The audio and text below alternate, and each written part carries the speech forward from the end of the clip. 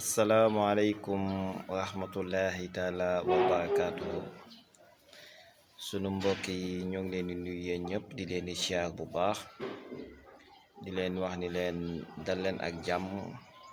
ci chaîne bi di xalaat ci mbay mi ci lépp nag ak lu mu àndal. ñoo ngi leen wax dal leen bu baax a baax tabarakallah. mu mel na ni li ñuy def neex na leen, bëgg ngeen ko si yéen ñi nga xam ni ñëpp tabarakallah macha allah ànd ngeen ak ñun di ñu suivre à travers Facebook, à travers Instagram bi, ci YouTube bi ak même statut yu ñuy def yéen ngi koy bëgg di ko suivre, mais yamu leen ci, mais yéen ngi ñuy envoyé ay message ak di ñu woo di ñu encourager, di ñuy féliciter, mais aussi di ñuy woo di ñuy liggéeyloo ci confiance ngir ñu ci am dara yéen ngeen man ci jariñoo. loolu ñoo ngi wax ni encore une fois merci pour ñëpp, ñoo ngi sant ñëpp di gërëm ñëpp. tey dama ñëwit pour gën a am waxtaan yoo xam dañ koy def, ndax dafay am solo trop am waxtaan yoo xam dañ koy def, ndax tabaraka macha allah maa ngi gis ci sama biir boîte ay message yi ñëw ak yéen ñi may woo téléphone aussi te doo leen ma jot, wala message yi ngeen may envoyé. maa ngi jégglu, nekkul ni dama bañ a tontu kenn wala dama bañ a wuy kenn, dafa fekk ni liggéey boo xam si boo koy def ñii di la soxla yenn saa yi sax nag daanu dem liggéey fenn boo xam bu ñëwee suñu yaram dafay metti ñu tëdd. moo tax tey ma profito pour mën a tontuwaale yenn question yu bari yoo xam dafay yóbbaale lu bare na ñoo xam ne si dañuy wax ni ñoom waa parce que sama vidéo mi ngi daw fépp si réew mi tabaarkalla macha allah. am na ñuy wax ni yow a kan. waaw man la kan ku mën naa si tontu lu gàtt rek. man El Hadji Rawane Dieye laa tudd, nekk doomu Paal, nekk koo xam ne si li ëpp solo si wax ji mooy métier bi may waxtaanee horticulteur de formation la si la am formation, si la am diplôme, si def naa si ay stage, te mën naa wax ni depuis sama diplôme si sama stage ba sama liggéey tey remonté na si de 2008 2009 ba tey bi si 2021. diggante boobu ba léegi maa ngi jàng ak di def ay stage ak di installer ay projet ak di liggéey ak sama autonomie. boobu ba léegi ñun ñoo ngi ci loolu, amuñu beneen métier bu nu sax bàyyi, yëguñu se ba mos nañu bàyyi lii bu seete leneen, si lii nañu mos a nekk ak fu ñu ko mën a dekkee si lii nañu mos a nekk. liggéey bi mosta yomb parce que bi ñuy débuté danoo ginnaaw suñu formation dañu débuté woon te créé suñu mosunoo sax dem di liggéey si dans les entreprises, mais dañoo obligé woon créer suñu propre liggéey di dugg si dëkk yi. am na ñu bari ñu xam tey parce que si implanté nañu si suñu loxo yi ngay gis, ba si garab yi ngay gis nii man maa ko planté. waaw kon planté nañu ay tabarkalla ay garab yoo xam ne si Sénégal ak ay projet ak ay kii nii. kon nag je pense que maanaam métier lii ñuy waxtaani suñu métier la, nu am si formation ba pare am si diplôme waaye yooyu yëpp rek mooy am na si expérience, te liñ siy waxit làmbatuwuñu ko, xam nañ ko parce que sunu liggéey la te si ni di liggéey. ba pare producteur laa, ça veut dire que ni man it damay def sama bay di góorgóorlu ci sama activité, mais di ko jël sama xam-xam di ko bokk ñeneen. am na aussi ñoo xam si nee na dañ may envoyé message di wax ni ñoom est-ce que man dama yem si ay waxtaan nii rek, est-ce que damay liggéey. non loolu sax je pense que question bu sànq ba tam wax naa leen ni leen man bi may commencé liggéey bi au début te kenn nit ki xamu ko woon, man maa ko doon jéem a xamal nit ñi à travers sama dëkk, sama localité laa commencé woon. bu njëkk bi mooy doon naa jënd ay garab wala di pépinière ay garab di koy planter nit ñi, lu may fay ay 1500 ay 2000, muy gën a di évoluer nit ñi di may gën a xam. doon naa def ay espace vert, ay fleurs, ginnaaw gi commencé naa di bayal sama bopp ginnaaw gi tamit du dugg ci tool yi di installer baykat yi ginnaaw gi tamit fexe ba baykat yi jafe-jafe yi ni am ma leen ciy dem di leen ci accompagner ci côté kii beet yooyu je pense que loolu moom mooy suñu métier amuñu leen loolu moom dina tënk réponse yooyu yëpp. am na ñu may laaj ni ma dañu gis ni damay insister ci samay wax ndox wala ay citron déedéet non xam nga dafa am ay éléments yoo xam si mënunoo ñàkk bañ di ko waxtaane gis nga lu mel na ndox maanaam gis nga lépp chaîne la boo xam mënul tàqale ko ndox mi suuf si jant bi gàncax bi feebar yi fertilisation yi produit yi loolu chaîne la boo xam ne si mënul dem bàyyi moromam yow bi wax ni technicien nga mënoo ni lii kese laa xam li des xaw ma ko kon moom loolu mënta nekk parce que dañu ànd gis nga xoolal boo xoolee nii ni ngeen di xoolee vidéo bi gis nga rayon solaire yi nii photosynthèse bi maanaam ndox mi tey suuf si li si nekk si ndox li mu garab gi dafa am lu mu siy jël léegi lim si jël si reen yi ak li mu war a jàllee mu dem si kaw parce que support yeeg yooyu yëpp da si am solo kon yooyu yëpp dafa nekk ay éléments yoo xam ne dañuy ànd dañuy nekk benn moo tax tout le temps may insister ci yéen ñi nga xam ni bay bi wala tool yi wala gàncax gi ak damay wax ni il faut que ngeen maîtriser xam nga maanaam du loo xam dama naan dama koy làmbatu nii wala dama am lu ma ci def nii déedéet mënta nekk xam nga wax naa leen ni leen bu dee ndox mi d'abord mooy sama source bi dama koy xam nga par exemple source bi man dama nekk ci dex d'accord source baa ngi nii marigot mi ngi nii waaw léegi teen laa yor yooyu yëpp ay xeetu source la ba yow mi nekk sa kër sax da nga planter say fleur wala da nga planter say garab ma jëlal rek ni comme sa source léegi loolu faw mu wóor la ba xam ndox moomu nga yor est-ce que ndox bu adapté la ak plante parce que plante bi être vivant la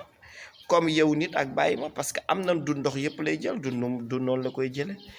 loolu lépp nag moo tax may wax ni dañuy maîtriser ndox yi tey aujourd'hui léegi ginnaaw moo tax si baykat yu si bàyyi nuy dem di gën di waxtaan ak ñoom tey aujourd'hui boo xoolee dañuy gën a insister waat si loolu si ndox mi yëpp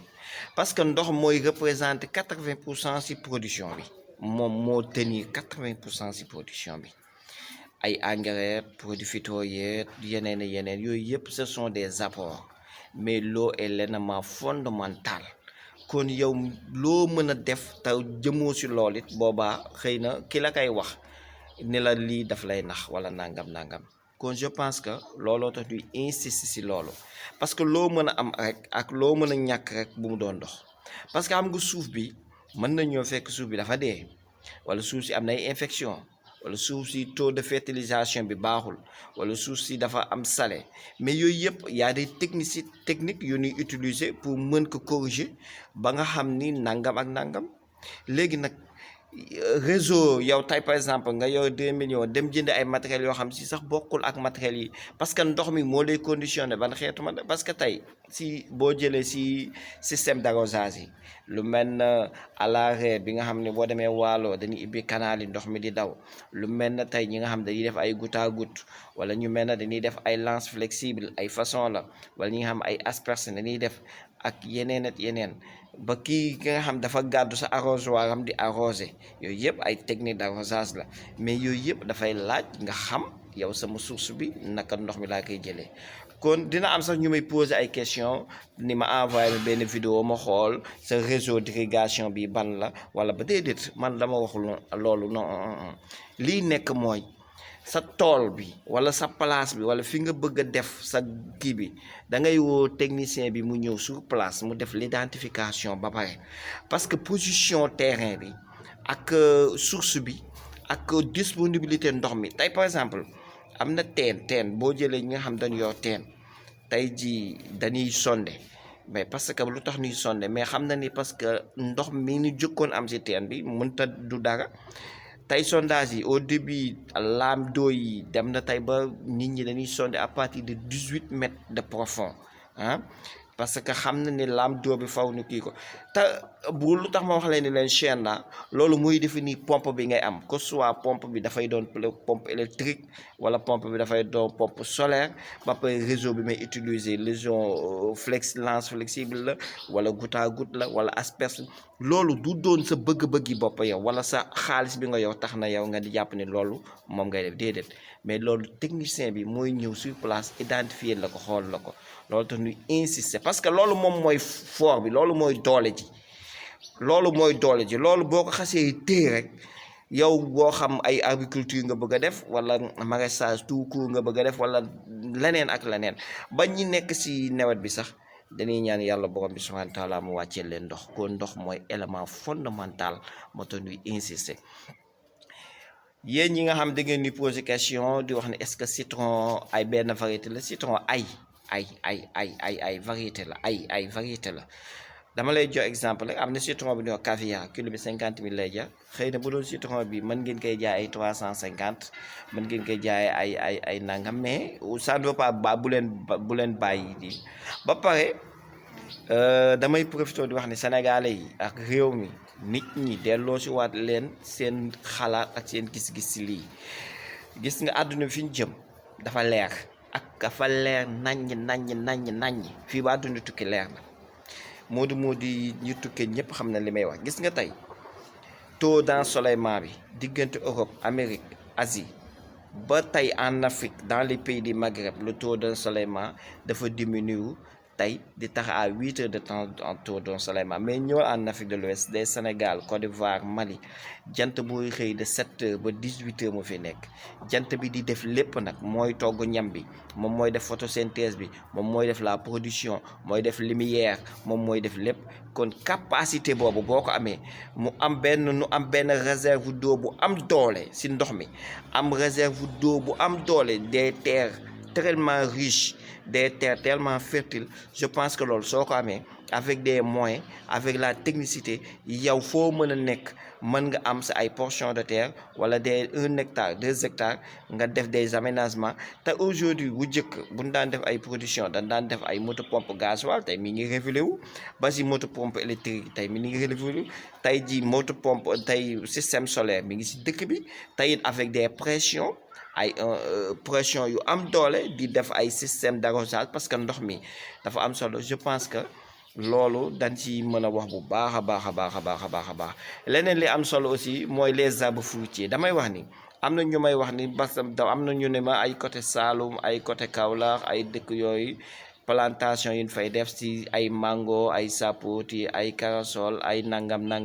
dañ fay am jafe-jafe dañuy jég si yàgg mu dee li koy cause dafa bare parce que y a des terres yoo xam si par exemple maladie yi infection yi nématodes yi dañu am benn présence de 100% boo bëggee ñëw def plantation noonu doo am li nga bëgg am na ñoo xam ne si aussi les terres sont tellement infertiles fertilité bi nekku fa dafa ti ñu ferñeent yi nga xam ne mooy tax gàncax bi bëggul war a dund taux d'azote bi taux phosphore bi taux potasse bi manquant de calcium ni nitrate yi yooyu yëpp da ngay gis par exemple ñu yor seen ay plante man damay wax la plante dans sa généralité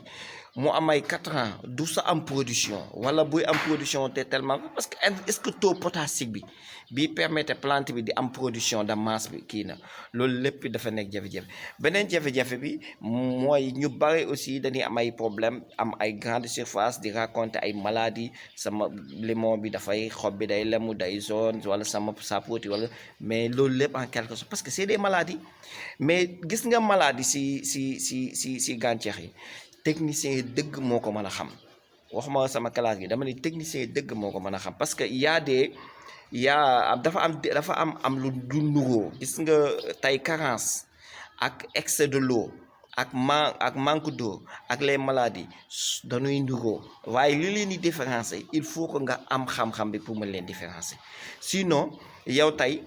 foofu sax lay profité parce que am na ñu may poser ay question ni ñoom dañuy yor ay tool di bay ay poivron bay ay tomate mais dañuy dem jënd ay produits yoo xam bu ñu ko defee dañuy gis ni ñoom